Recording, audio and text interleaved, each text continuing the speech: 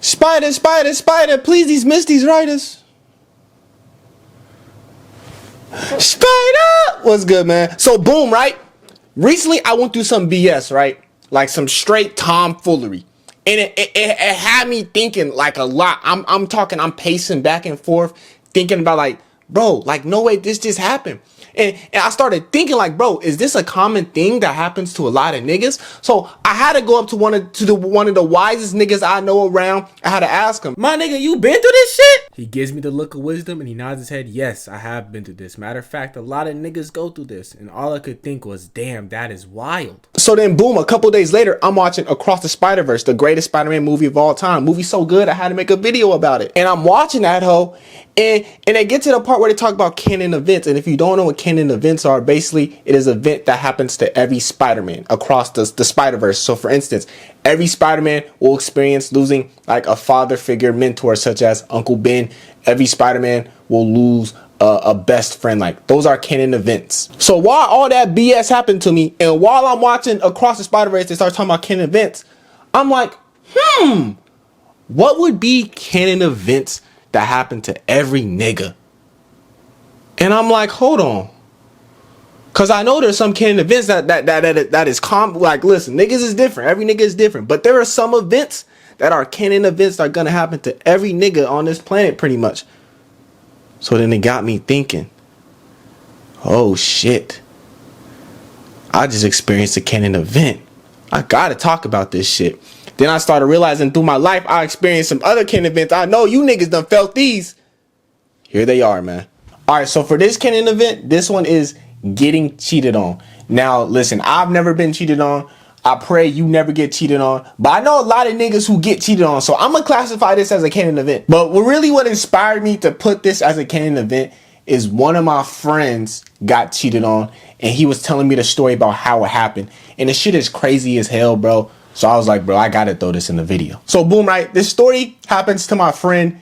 I'm gonna call him G Money for this story time. Actually, that's his IRL nickname anyway. But this story takes place last year to my nigga G Money. And so basically, G Money has a girlfriend at this point. They're dating for about 6 months, right? And she been acting a little weird. He don't got no proof that she cheating at this point, but he knows something is afoot. And so he has his girls low. And for the sake of the story time, I actually don't even know her name. So I'm going to just call her Isis because, bro, she's a terrorist. The shit that she did in this story is dead evil. So boom, right? G Money pulls up on Isis's location. He pulls up to where she's at and she's at her friend's house. So G Money pulls up. He's outside her friend's house and he's like, hey, come outside. But she won't come outside type shit, right? She's saying she's in the crib. But the whole time G Money looks to his left and he peeps that there's a goddamn truck in front of the crib. Here's the thing, the truck is on. It's got tinted windows. He can't see what's going on inside the truck, but the truck is on in front of the crib. So he's like, that's a little odd, you know? So boom, G Money, he spins the block on the house. You know what I'm saying? He goes around the neighborhood, does a quick little lap around the neighborhood, comes back in front of the house. But while he's passing the house this time, that very truck starts following him. And G Money, he whipping that hoe, he turn around and he peep that the nigga in the car is waving a gun at him. G Money not really phased for it though, because that's a real nigga. He look at the nigga waving the gun. He like, man, that nigga pussy. And he's still whipping that hoe, but he not phased. Cause like I said, that's a real ass nigga, man. So boom, later on that day, G Money pulls up to Isis' crib, right? So he pulls up on her and basically he tells her, hey, he don't got no proof that she cheating, but he knows something is afoot. His spidey senses is going crazy. He like, hey, you ain't shit. You ain't shit. I know you doing something.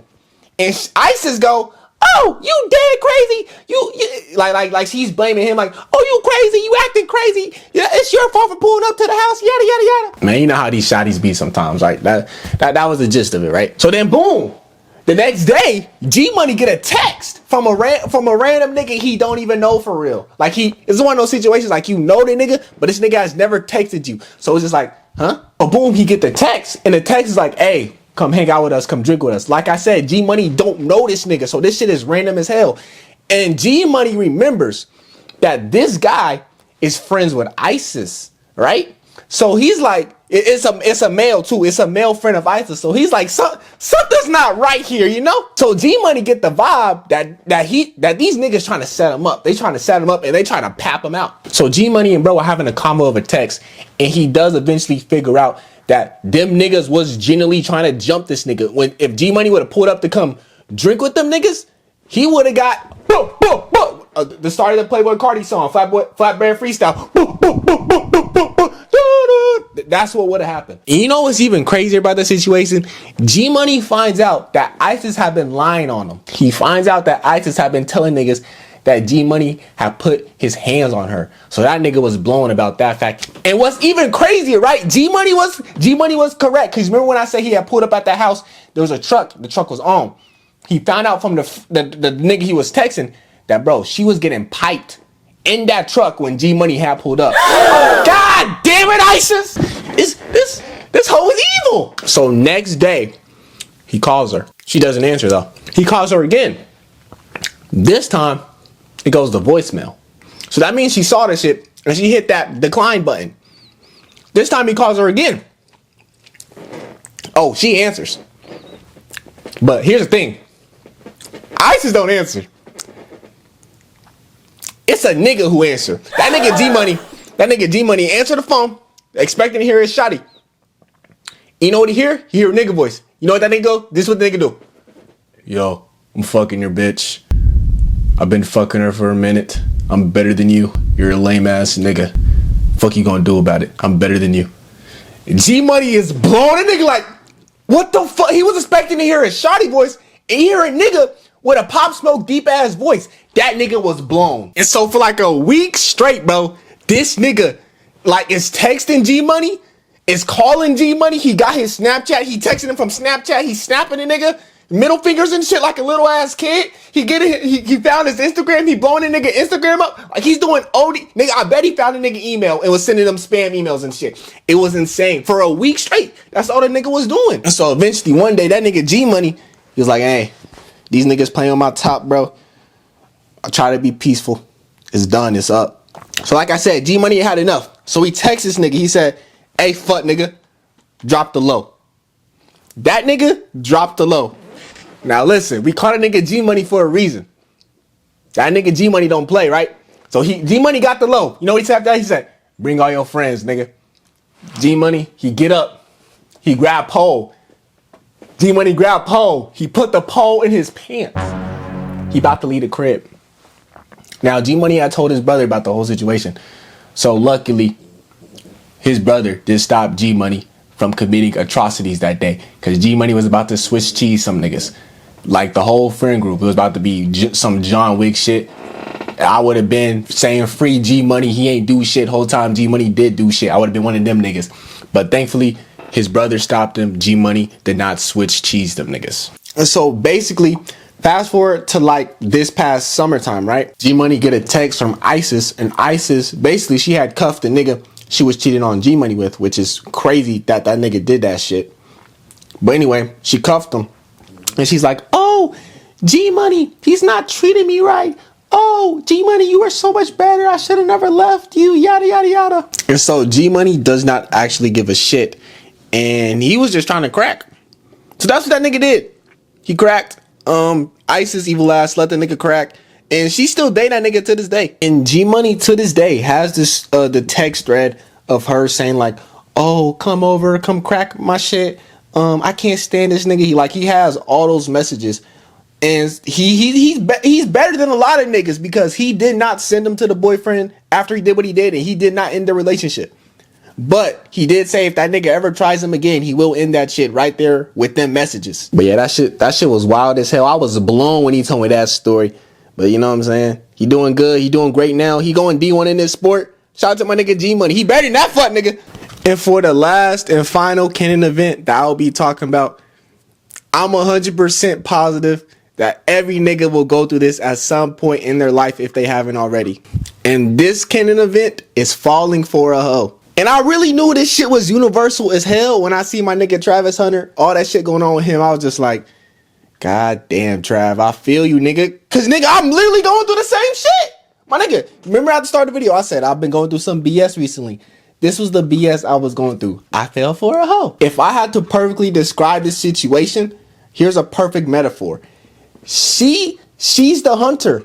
I'm the prey. I was a deer in the woods, minding my business, grazing, eating grass, nigga, and she's a goddamn hunter with a long scope, extra long scope sniper with a suppressor on that hoe. I don't see her coming, nigga. She, snipe my ass, hit me motherfucking 5 times. And bro, how this shit happened, bro?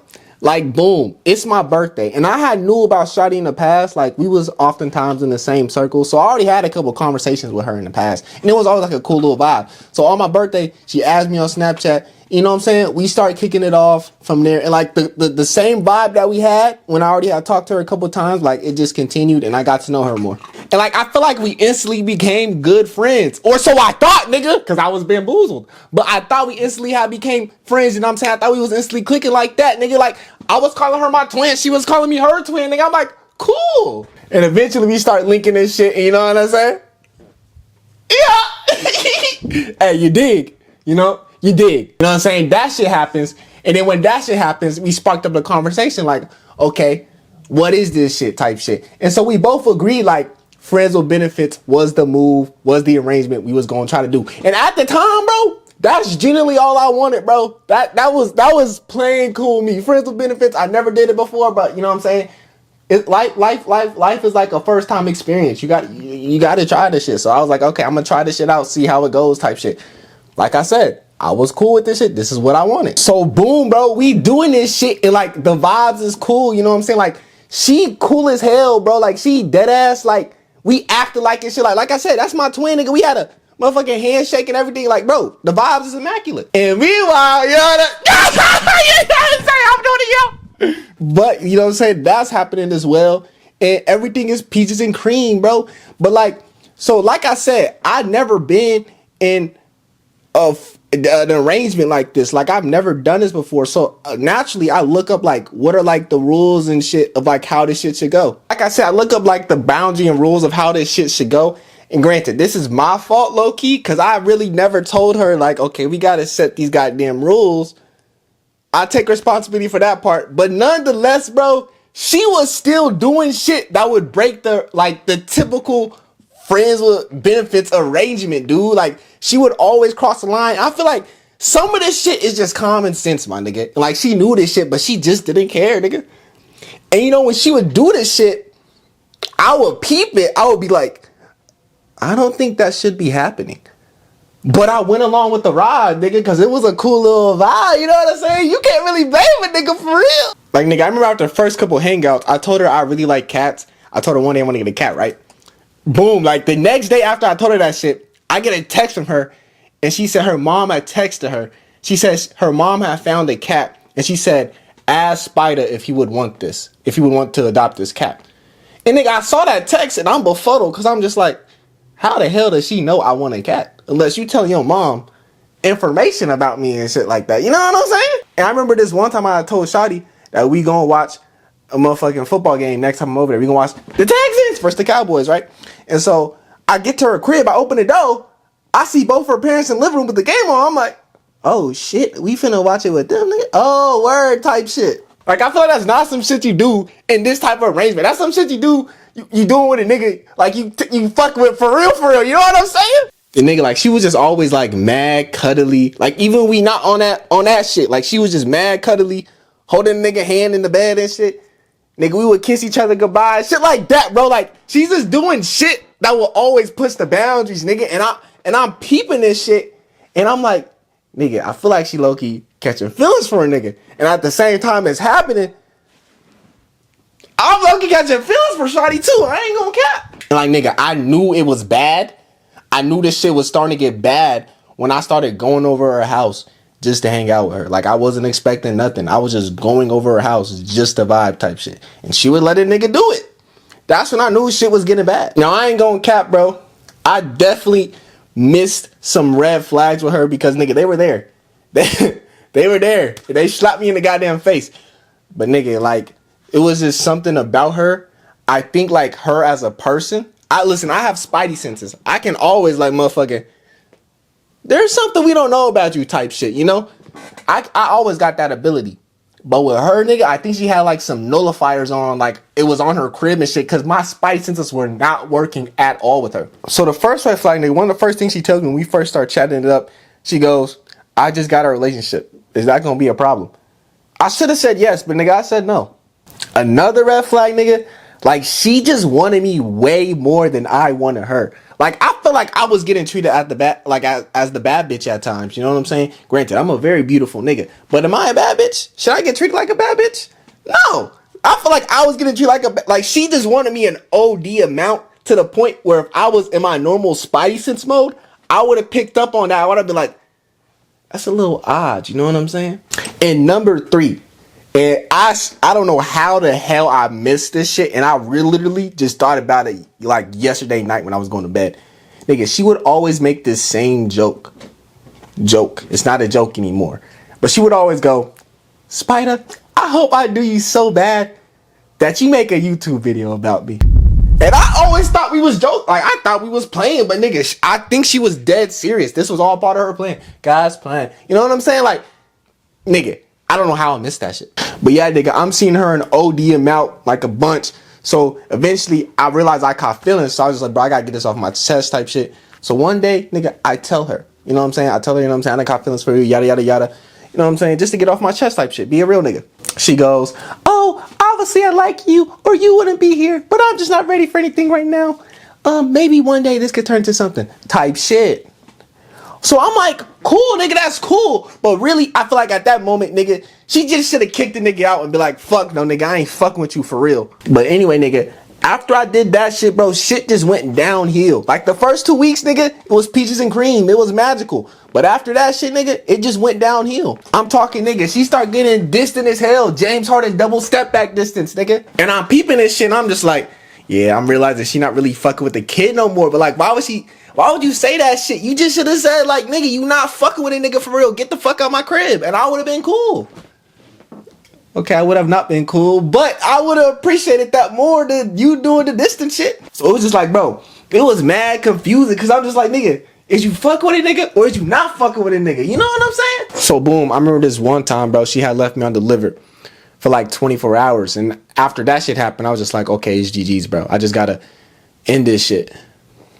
But my mindset wasn't even trying to end this shit, actually. I was just trying to, my mindset was like, bro, we just gotta go on a break type shit. And we gotta stop seeing each other for a bit because like, nigga, I'm mad confused. I'm mad befuddled right now. So boom, I sent her a whole, basically a goddamn paragraph. And nigga, at first I was trying to see her to tell her this shit. But she, like I said, she's being mad distant. So she was not trying to see nigga. So I was like, bro, I just gotta do this shit, right? So I just sent her the goddamn paragraph, right? And I see she texts a nigga back. And all of this happened over Snapchat. So I see she texts nigga back. I go on Snapchat, and you know I do the little half swipe shit. I'm like, okay, let me see what you're saying. I do the little half swipe. You know what she says, dude? You know what she says, brother? Okay. She says 2 letters. Okay. And I'm seeing that shit, and I look at the imaginary camera. All I could think was, what the hell? Is she trolling a nigga right now? I just said all this shit to you, and all you gotta say is okay? I was blown. Like I said, this is all happening over Snapchat. And I'm like 90% sure she got Snapchat Plus. So basically, like, if you're typing in the chat, when you see a nigga half swipe, you can see a nigga peek in the chat. That's what I think would happen. So she saw me peek in the chat when she sent the okay. And like, it was in there for like 4 or 5 seconds, right? She deletes the okay. Then she sends like a paragraph after she deleted that chat. But like, to me, the paragraph didn't even feel authentic. It didn't even feel real anymore after I just saw you say okay. And like that shit just felt like fake as hell to me. Like the okay felt like your more genuine response. The okay felt like what you really wanted to say at that moment. And it really just felt like she didn't even care at all. So it really just got me thinking like, nigga, was everything just like a goddamn lie? Like was like were we even friends for real, nigga? Cause I really, after that shit happened, it just got me thinking. I really feel like, damn, nigga, I was just used for attention and dick. I'm really not complaining about the second option, but I still felt used. And you know what I'm saying? I thought we was like at least good friends, nigga. She was calling me her twin. I was calling her my twin, nigga. We had a handshake. I don't remember the handshake, but we had a handshake, dude. Like, I was seeing her a bunch. Like, nigga, I was just like, I was blown. And it just got me thinking, like, nigga, was everything, the moments we all had, like, all the time we shared, was all that shit fake? I was just like, whoa. And I ain't gonna lie, that shit hurt it hurt a nigga heart. You know what I'm saying? My heart was on 1 HP, bro. I had no shield, none of that shit. I was on 1 health bar, bro, after that shit. Cause it was just like, I've never felt more used in my life before, ever. I felt like a whore. Bro, I'm not even playing. 15 minutes after that whole conversation, right? She posted a thirst trap on her story. I was just like, ain't no goddamn way. She dead ass does not give a single shit. She don't care. They in the streets telling me she already fuck with a new nigga. I'm like, damn, nigga. So that solidified my thinking, like, yeah, nigga, she didn't give a crap about you. You was just used, bro, for attention and your pee-wee. And I was just like, damn, that's tough. I caught her ass twin. Now I gotta watch out who the hell I'm calling twin now. I might have trust issues now, for real. But yeah, bro, that's my Canon event, bro. That's how I fell for a hoe. And that shit, hey, when it happens to you, bro, it's gonna hurt for sure. But you live to see another day. Thug it out, man. You gonna be straight.